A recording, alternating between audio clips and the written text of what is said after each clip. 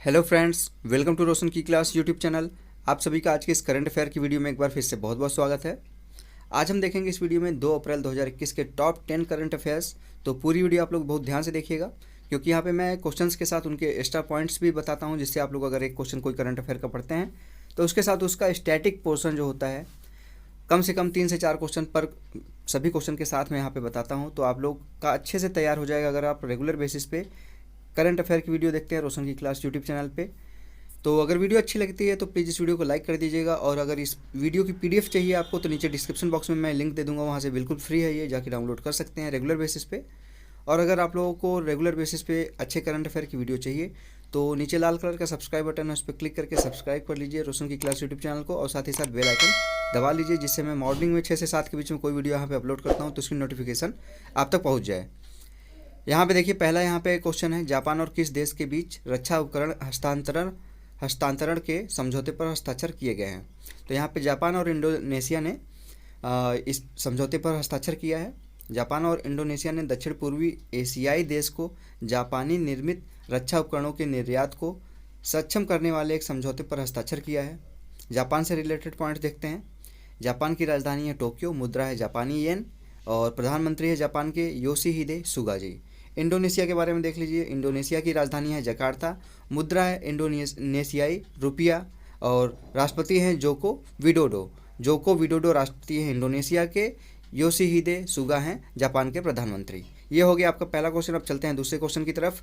Amnesty international का नया महासचिव किसे नियुक्त किया गया है। एमनेस्टी इंटरनेशनल से रिलेटेड क्वेश्चन पूछा जा चुका है यहाँ पे कई बार एग्जाम्स में, तो काफ़ी इंपॉर्टेंट क्वेश्चन है ये। एमनेस्टी इंटरनेशनल के यहाँ पे नया महासचिव जो है नियुक्त किए गए, इनका नाम है एग्नेस कैलमर्ड। एग्नेस कैलमर्ड इनका नाम है, महासचिव हैं एमनेस्टी इंटरनेशनल के, अभी नए नए बने हैं। इन्होंने कार्यवाहक महासचिव जूली विरार को का स्थान लिया, यानी कि इसके पहले जो कार्यवाहक बनाई गई थी महासचिव जूली विरार, इनके स्थान पर एग्नेस कैलमर्ड ने यहाँ पे महासचिव के रूप में यहाँ पे कार्यभार संभाला है एमनेस्टी इंटरनेशनल का। एमनेस्टी इंटरनेशनल का मुख्यालय है लंदन, यूनाइटेड किंगडम में। इसकी स्थापना की गई थी 1961 में, और यहाँ पे महानिदेशक हैं, महासचिव तो अभी बने हैं एग्नेस कैलमर्ड, लेकिन महानिदेशक याद रखिएगा, महानिदेशक हैं सलील शेट्टी। सलील शेट्टी जी है एमनेस्टी इंटरनेशनल के महानिदेशक। तीसरा क्वेश्चन है, मैरिजुआना को वैध बनाने वाला यूएसए का 15वां राज्य कौन बन गया है। यानी कि इसके पहले मैरिजुआना को वैध बनाने वाला 14 राज्य ऑलरेडी यहाँ पे यूएसए के जो थे मैरिजुआना को वैध बना चुके हैं, लेकिन यहाँ पे 15वां राज्य बना है अमेरिका का न्यूयॉर्क, जिसने मैरिजुआना को वैध करार दिया है। यहाँ पे एक हस्ताक्षर किया जाने वाला है विधेयक पे, यहाँ पे विधेयक पारित किया जाने वाला है, जिससे वयस्क जो होंगे वो मैरिजुआना का यूज कर सकेंगे, उसका उपयोग कर सकेंगे। देख लीजिए, इससे रिलेटेड पॉइंट आप लोगों को बता देता हूँ। न्यूयॉर्क के सांसदों ने मैरिजुआना के वयस्क उपयोग को वैध बनाने के लिए एक विधेयक पारित किया। यदि विधेयक पर हस्ताक्षर किए जाते हैं तो पौधे का वैधीकरण तुरंत प्रभावी होगा।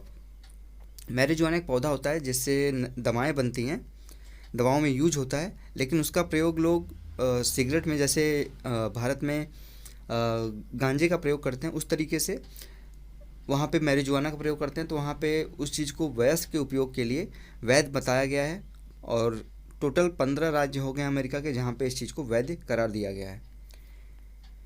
अगला क्वेश्चन है चौथा, हाल ही में क्षेत्रीय कनेक्टिविटी योजना के तहत कितने नई उड़ान मार्गों का उद्घाटन किया गया है। तो 22 नई उड़ानों का यहाँ पे उद्घाटन किया गया है। क्षेत्रीय कनेक्टिविटी योजना उड़ान के तहत कुल 22 नई उड़ानें मार्च 2021 के अंतिम सप्ताह में शुरू की गई हैं। मार्च 2021 तक पूरे भारत में 347 मार्गों पर 5 हेलीपोर्ट और 2 वाटर एयरोड्रोम सहित इस्तेमाल न किए जाने वाले और कम इस्तेमाल किए जाने वाले 57 हवाई अड्डों को परिचालन में लाया गया है। यानी कि जो टोटल 347 मार्ग हैं उसमें से 57 मार्ग ऐसे थे जो कम यूज किए जाते थे या फिर किए ही नहीं जाते थे, उनका यूज किया ही नहीं जाता था, तो उनको परिचालन में लाया गया है। फिर से उन हवाई अड्डों पे काम किया गया वहाँ से उड़ान भरने के लिए। उड़ान के यहाँ पे फुल फॉर्म देख लीजिए। उड़ान का फुल फॉर्म है उड़े देश का आम नागरिक, यू से उड़े, डी से देश, ए से आम, और एन से नागरिक, उड़े देश का आम नागरिक। लॉन्च किया गया था ये कार्यक्रम 27 अप्रैल 2017 को। उद्देश्य था हवाई यात्रा को सस्ती और पूरे देश में उपलब्ध कराना। जब सभी जगहों से उड़ेंगे हवाई जहाज़ या हेलीकॉप्टर्स तो ज़्यादा सुविधा होगी लोगों को आने जाने में, और वो सेवाएं सस्ती भी हो सकती हैं। मंत्रालय है यहाँ पे, नागरिक उड्डयन मंत्री हैं हरदीप सिंह पुरी जी। अब तो आप लोगों को याद हो गया होगा, नागरिक उड्डयन मंत्री, स्वास्थ्य मंत्री, ये सारी चीज़ें हर रोज़ करंट अफेयर में रहती हैं। तो यही फ़ायदा है मॉर्निंग में करंट अफेयर देखने का, कि आप लोगों का रेगुलर बेसिस पे स्टैटिक का पोर्शन काफ़ी अच्छा हो जाएगा। चलते हैं अगले क्वेश्चन की तरफ, पांचवें क्वेश्चन की तरफ देख लीजिए। पांचवा क्वेश्चन है, कोल इंडिया ने किसके साथ एक समझौते पर हस्ताक्षर किया है? तो कोल इंडिया ने श्री केदारनाथ उत्थान चैरिटेबल ट्रस्ट उत्तराखंड के साथ यहाँ पे एक समझौते पर हस्ताक्षर किया है। समझौता देख लेते हैं क्या है। कोल इंडिया लिमिटेड ने उत्तराखंड में बुनियादी ढांचे के विकास के लिए 19 करोड़ रुपए की वित्तीय सहायता प्रदान करने के लिए श्री केदारनाथ उत्थान चैरिटेबल ट्रस्ट के साथ एक समझौते ज्ञापन पर हस्ताक्षर किया है। आपको पता है कि केदारनाथ मंदिर आपका उत्तराखंड में है, ठीक। तो उनके साथ यहाँ पे कोल इंडिया ने एक समझौते पर हस्ताक्षर किया, जिसके तहत 19 करोड़ रुपए की वित्तीय सहायता कोल इंडिया प्रदान करेगा श्री केदारनाथ उत्थान चैरिटेबल ट्रस्ट को। कोल इंडिया लिमिटेड की कॉरपोरेट सामाजिक जिम्मेदारी पहल के तहत यह राशि दी जाएगी। इसका उपयोग बद्रीनाथ में सड़क निर्माण के कार्य के लिए किया जाएगा, ठीक है। यहाँ पे स्थापना उत्तराखंड का देख लीजिए, उत्तराखंड की से रिलेटेड भी क्वेश्चन पूछ लेता है। तो यहाँ पे स्टैटिक पोर्शन इस क्वेश्चन से जुड़ा हुआ था उत्तराखंड से रिलेटेड। तो उत्तराखंड की जो स्थापना की गई थी 9 नवंबर 2000 को की गई थी। 9 नवंबर 2000 सन 2000 को उत्तराखंड की स्थापना हुई थी। उसके पहले ये उत्तर प्रदेश का हिस्सा था। राजधानी है यहाँ पे देख लीजिए, ग्रीष्मकालीन अगर आपसे पूछा जाए यहाँ पे, तो एक राजधानी आपकी गर्मियों के लिए होती है, एक राजधानी आपकी सर्दियों के लिए होती है। क्योंकि सर्दियों में आपकी बर्फ़ गिर जाती है गैरसैंण में, तो वहाँ पे राजधानी वहाँ से हटा के देहरादून कर दी जाती है सर्दियों में। लेकिन ग्रीष्मकालीन अगर पूछा जाए तो गैरसैंण है, और सर्दियों की अगर पूछी जाए तो देहरादून है। राज्यपाल हैं बेबी रानी मौर्य, राज्यपाल हैं उत्तराखंड की बेबी रानी मौर्य, और मुख्यमंत्री अभी मार्च के मिड में ही बनाए गए हैं तीरथ सिंह रावत। अगला क्वेश्चन है, ग्लोबल विंड एनर्जी काउंसिल द्वारा जारी रिपोर्ट के अनुसार हवा से बिजली पैदा करने की क्षमता 2020 में कितने प्रतिशत बढ़ी है? तो हवा से बिजली पैदा करने की जो क्षमता है 2020 में टोटल 53% की इसमें वृद्धि हुई है। टोटल 53% की यहाँ पे वृद्धि देखी गई है हवा से विंड एनर्जी से यहाँ पे बिजली बनाने की जो क्षमता है उसमें 2020 में कुल 93 गीगावाट क्षमता स्थापित की गई। लेकिन यह वृद्धि दुनिया के लिए 2050 तक नेट जीरो उत्सर्जन स्थिति तक पहुंचाने के लिए पर्याप्त नहीं है। यानी कि जो आप लोग देखते होंगे जल से जो बिजली बनाई जाती है उससे प्रदूषण भी होता है, जल की खपत भी होती है। तो उसको जीरो यहाँ पे नेट जीरो उत्सर्जन मतलब कि यहाँ पे प्रदूषण 0% का लाने के लिए का उद्देश्य यहाँ पे रखा गया 2050 तक। तो वो 2050 तक ये नेट जीरो उत्सर्जन की स्थिति पहुँचाने का जो लक्ष्य रखा गया है वो 93 गीगावाट क्षमता से नहीं हासिल होगा, इसको और बढ़ाने की ज़रूरत है।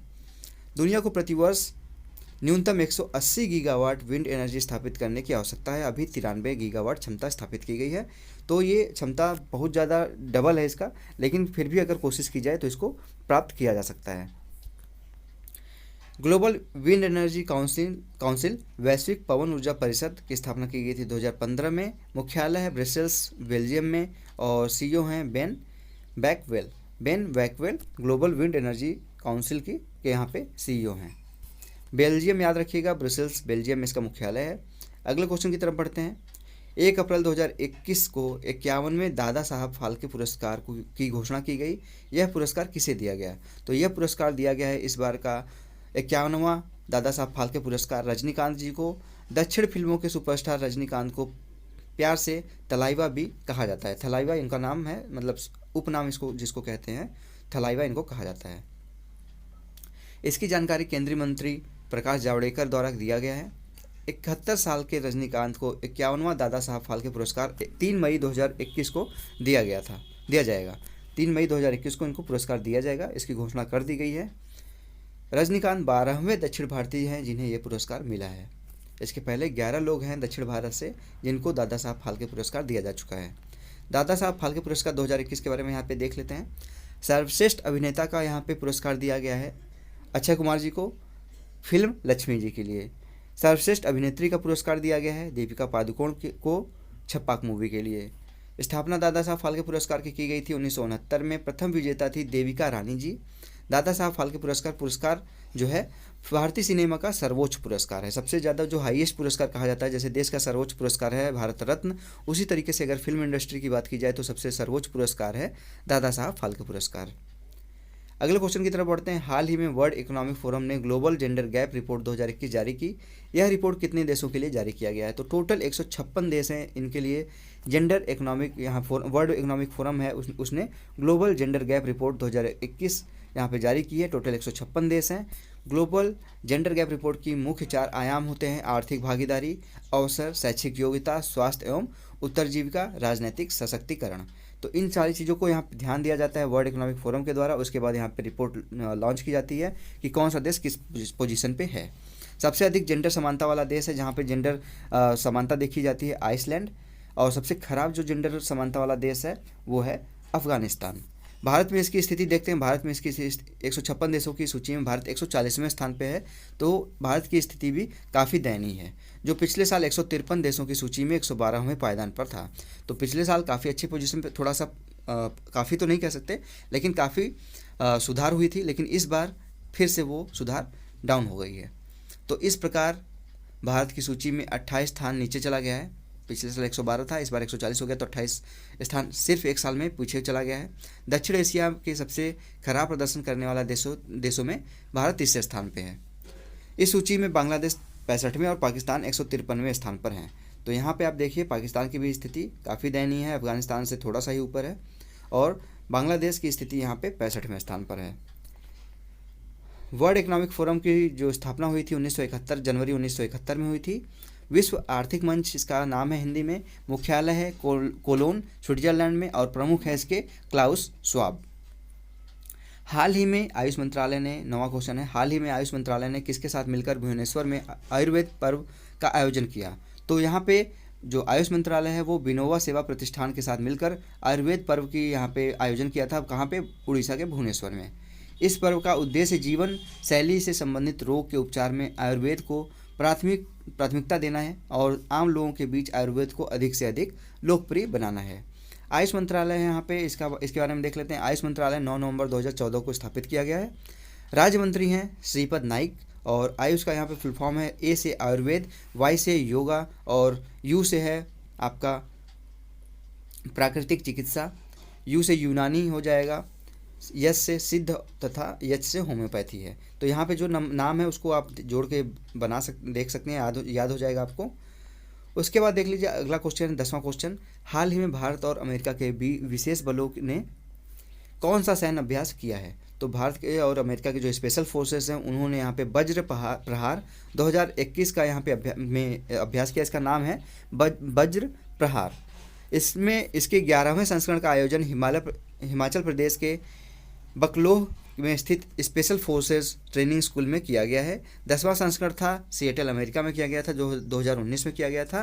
2020 में कोरोना के चलते ये आयोजन नहीं हुआ था। इस वज्र प्रहार अभ्यास का उद्देश्य है संयुक्त मिशन योजना और परिचालन रणनीति क्षेत्र जैसे क्षेत्रों में सर्वोत्तम तकनीक और अनुभवों को साझा करने के लिए दोनों देशों के विशेष बलों के बीच अंतर को बेहतर बनाने के लिए। वज्र प्रहार याद रखिएगा, भारत और अमेरिका के बीच के सैन्य बलों के बीच के यहाँ पे युद्ध अभ्यास का नाम है। अभी हाल ही में एक युद्ध अभ्यास और हुआ था, उसके बारे में भी बता देता हूँ। उसको मैं बता चुका हूँ पिछले दिनों करंट अफेयर की वीडियो में, लेकिन फिर भी यहाँ पे उससे जुड़ा है तो यहाँ पे बता देता हूँ। इससे पहले भारत और अमेरिका के नौसेना के पूर्व हिंद महासागर क्षेत्र में 2 दिवसीय मार्ग अभ्यास पैसेक्स का अभ्यास किया था। पैसेक्स जो था वो भारत अमेरिका के बीच ही था, वो था नेवी का एक्सरसाइज था। और ये जो है आपका वज्र प्रहार, ये स्पेशल फोर्सेस का यहाँ पे अभ्यास है। अमेरिका के साथ भारत के अन्य अभ्यास कौन कौन से हैं यहाँ पे देख लेते हैं। युद्ध अभ्यास है, मिलिट्री अभ्यास, कोप इंडिया एयरफोर्स अभ्यास है, red flag USA and multilateral है, यहाँ पे कई कंट्रियाँ यहाँ पे मिलकर करती हैं। मालाबार अभ्यास है, इंडिया यूएसए जापान की जो नौसेना है वो मिलकर यहाँ पे करती हैं। मालाबार अभ्यास, रेड फ्लैग अभ्यास, कोप इंडिया युद्ध अभ्यास, ये सारी चीज़ें जो हैं भारत और अमेरिका के सैनिकों के बीच में की जाती हैं। ये हो गया आपका करंट अफेयर का क्वेश्चन। अब दोस्तों देखते हैं आज का यहाँ पे क्वेश्चन। जो मैं आपको वीडियो की लास्ट में एक क्वेश्चन पूछता हूँ, इसका आंसर आप लोगों को देना होता है। और अगर आप लोगों को इसका आंसर पता करना है तो अगले दिन की वीडियो में लास्ट में मैं इसका आंसर बताता हूँ। जैसे कल की वीडियो का जो लास्ट क्वेश्चन था उसका आंसर आज मैं बताऊँगा। तो इस चीज़ को आप रेगुलर बेसिस पे देखा करिए, इससे भी आप लोगों को काफ़ी लाभ मिलेगा। तो देखिए यहाँ पे क्वेश्चन है आज का, भारत में पंचायती राज अधिनियम कब लागू किया गया था। तो आपको बताना है भारत में पंचायती राज अधिनियम कब से लागू किया गया था। और अब देखते हैं कल के क्वेश्चन का आंसर। यहाँ पे कल का क्वेश्चन था, इसरो ने GISAT-1 का प्रक्षेपण कब के लिए पुनः निर्धारित किया है। GISAT-1 का जो प्रक्षेपण था उसको पोस्टपोन किया था, मैंने कल बताया था। तो उसका आंसर मैंने पूछा था कि पोस्टपोन करके उसका डेट क्या रखा गया है। तो 18 अप्रैल कर दिया गया, 18 अप्रैल 2021 को GISAT-1 का प्रक्षेपण डेट। GISAT-1 का फुल फॉर्म देख लीजिए। जी से हो गया जियो, आई से इमेजिन सैटेलाइट्स, SAT से सैटेलाइट 1। पहले से ये सैटेलाइट 28 मार्च को लॉन्च होने वाला था, अब लेकिन ये हो जाएगा 18 अप्रैल को, इसका डेट हो गया है। GSLV F-10 रॉकेट के तकनीकी समस्या आ गई थी, जिसकी वजह से इसरो ने इसे 18 अप्रैल 2021 को लॉन्च करने का फैसला किया था। GSLV F-10 के द्वारा ये लॉन्च किया जाएगा GISAT-1। GISAT-1 एक अर्थ ऑब्जर्वेशन सैटेलाइट है। अर्थ ऑब्जर्वेशन सैटेलाइट मतलब अर्थ का ये निगरानी करेगा, उसके बारे में देखेगा। इसे GSLV F-10 रॉकेट द्वारा जियो सिंक्रोनस ट्रांसफर ऑर्बिट में रखा जाएगा। GSLV का फुल फॉर्म आपको बता चुका हूँ मैं कई वीडियोज़ में, जियो सिंक्रोनस सैटेलाइट लॉन्च व्हीकल। और इसरो का फुल फॉर्म है इंडियन स्पेस रिसर्च ऑर्गेनाइजेशन, भारतीय अंतरिक्ष अनुसंधान संगठन। स्थापना किया था विक्रम साराभाई ने। आपसे यहाँ पे पूछ सकता है, इसरो से रिलेटेड बहुत ज़्यादा क्वेश्चन पूछता है, तो इसको ध्यान दीजिएगा। इसरो से रिलेटेड क्वेश्चन पूछ सकता है कि संस्थापक कौन थे, तो विक्रम साराभाई थे। इन्होंने 15 अगस्त 1969 को बेंगलोर में यहाँ पे स्थापना की थी। प्रमुख हैं इसमें प्रेजेंट टाइम में के सिवान जी। और मुख्यालय अगर पूछा जाए आपको कि इसरो का मुख्यालय कहाँ है, तो बेंगलुरु में है। तो दोस्तों ये था आज का क्वेश्चन आंसर। यहाँ पे जो एक्स्ट्रा क्वेश्चन मैं पूछता हूँ उसका आंसर। और अगर आप लोगों को आज की वीडियो पसंद आई तो प्लीज़ इस वीडियो को लाइक करिएगा। और रेगुलर बेसिस पे ऐसे इन्फॉर्मेटिव वीडियोज़ के लिए रोशन की क्लास यूट्यूब चैनल से जुड़ने के लिए नीचे लाल कलर का सब्सक्राइब बटन है, उस पर क्लिक करके सब्सक्राइब कर लीजिए और साथ ही साथ बेल आइकन दबा लीजिए, जिससे मैं आप लोगों के लिए हेल्पफुल वीडियो यहाँ पे जो भी इन्फॉर्मेटिव वीडियो मॉर्निंग में अपलोड करता हूँ 7 बजे के पहले, उसकी नोटिफिकेशन आप तक पहुँच जाए। तो फ्रेंड्स मिलते हैं नेक्स्ट वीडियो में, तब तक के लिए आप लोगों का बहुत बहुत धन्यवाद। जय हिंद, वंदे मातरम।